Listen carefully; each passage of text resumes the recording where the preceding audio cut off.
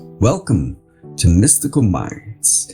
I am your host, Jamie Gerard, and today I will be reading an article from Danny Martin Gerard. Fear not in a fearful world. How to not let the fear of others become your own. I want to first emphasize that I'm not against the government and health officials and the health and safety practices to avoid spread of disease. However, looking around me, I see fear everywhere, and I wanted to share my insights and philosophies on what brings me peace of mind and security during these difficult times. How do we not become fearful in a fearful world? And most importantly, when it affects the entire planet and our loved ones. I believe in following health and safety regulations and avoiding contamination by all means. The problem is our anxiety is skyrocketing from the chaos and diseases on this planet. I do believe there must be a strong focus on eliminating the spread. However, there's a fine line between focusing on the solution or obsessing over the disease. We've heard the many spiritual masters of our time say, what you focus on, you perpetuate.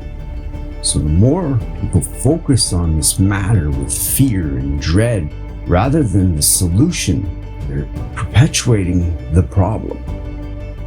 It sounds easier said than done. And for most, it's very difficult to do so.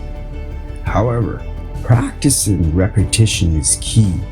If someone can practice their skills and abilities enough to be a professional ball player or professional stockbroker, one can practice not being fearful in a fearful or chaotic world. If someone is mentally and spiritually strong, no matter what the adversity is, he should have the will and strength to overcome it. If someone is constantly stressed and he or she gets sick, is there much energy left to fight off the disease? Take someone who is optimistic and he has faith that he will overcome. The journey may not be easy, but at least he's investing his energy towards wellness. Whatever you focus on, you perpetuate. So perpetuate the right things.